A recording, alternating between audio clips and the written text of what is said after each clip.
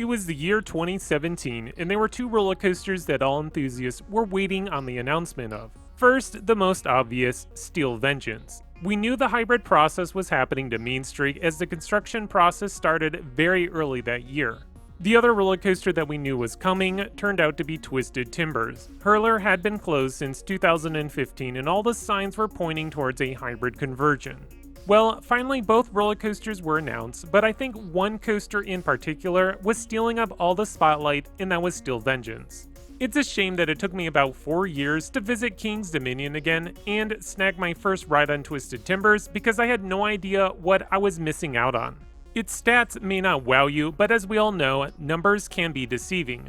Twisted Timbers has a height of 111 feet, 3,361 feet of track, and maxes out at 54 miles per hour. The ride features 3 inversions along its twisted layout. Presentation. When I compare the presentation of Twisted Timbers to other roller coasters in the Cedar Fair chain, I'd have to say that this roller coaster is well above average. From its unique metal gate entrance to the dilapidated tractor hanging out of the side of the station, Twisted Timbers delivers a well-themed experience. Each train is designed to look like an old-fashioned pickup truck, and I think that they look great. The maroon-colored track may be uninspired since it's the same color as Steel Vengeance, but it works with the whole apple orchard setting. Twisted Timbers is located in the newly themed Candy Apple Grove, and it's the star attraction of this part of the park. Even Ricochet was renamed to Apple's Apple to go along with the whole theming. Being one of the best themed coasters in the Cedar Fair chain, it comes at no surprise that I award Twisted Timbers a perfect 10 rating for this category. Ride intensity. I'm not sure if I would consider this roller coaster an overly intense ride, but I think Twisted Timbers has enough tricks up its sleeves to keep you engaged. Starting off with a slow right-hand turn to the lift, Twisted Timbers lacks any sort of fun pre-lift portion, but I think the rest of the ride makes up for this lapse. At the top of the lift, the coaster takes a small diving turn to the right that ends up in a barrel roll down drop. From here on out, Twisted Timbers stays low to the ground, pummeling you with airtime moment after airtime moment. Oh, and a little fun side note, this roller coaster only features turns to the right. A few key moments of the ride are the barrel roll drop, overbank turnaround, triple camelback airtime hills, cutback inversion, the double up and double down, the snappy reversed bank turn, and finally a slow 0G roll.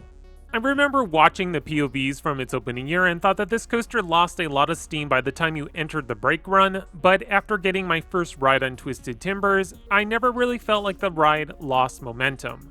I feel like King's Dominion made sure this coaster focused on airtime, that way they could compensate for the overly intense I-305 which is located at the other end of the park. In the end, I think a ride intensity score of 8 suits this attraction. Fun factor. It only took me one ride to realize that King's Dominion had something special here with Twisted Timbers. If airtime is your thing, look no further than this attraction. I was really impressed with the amount of airtime this ride delivers. Some might be disappointed that Twisted Timbers doesn't have a traditional first drop, but don't underestimate the barrel roll drop because it's a fun moment that delivers hang time for those riding up front and a nice whip of laterals for those riders in the back. The triple airtime hills are something special, and it's nice when a coaster features a portion of the ride that's all about negative G's. My favorite part of the ride has to be that weird reversed bank turn. It's one of those moments that I can't really explain, you just have to experience it for yourself. As for the best place to ride this roller coaster, unlike the other RMCs, I actually believe the front row is the best place on Twisted Timbers. You may not get that whip as you would in the back rows, but the airtime is so much stronger up in the front rows. Twisted Timbers earns a perfect 10 score for the fun factor. Originality. Twisted Timbers is my 7th RMC coaster, so by this time I thought I knew what to expect from the manufacturer. The ride is almost like a compilation of many other great coasters. It takes inspiration from Wicked Cyclone with the overbank turn, double down, and slow 0G roll. Storm Chaser handed over its barrel roll drop, and finally we get a couple speed airtime hills like the one on Steel Vengeance. Even with only having turns to the right, RMC was able to keep this coaster fresh right up until the brake run.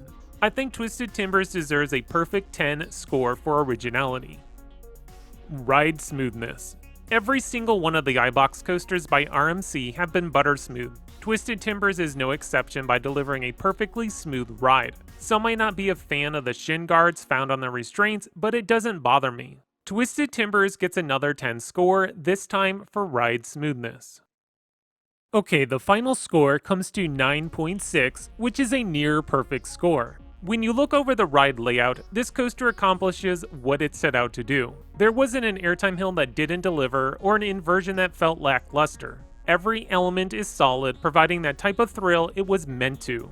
My personal score is going to be a 10. I can't get enough of Twisted Timbers and hope to make King's Dominion a regular stop on my coaster travels. This coaster is exactly what I look for: solid airtime, snappy transitions, and fun inversions. I really couldn't ask for more. When I look over the 7 RMCs I've ridden, Twisted Timbers comes in at number 3.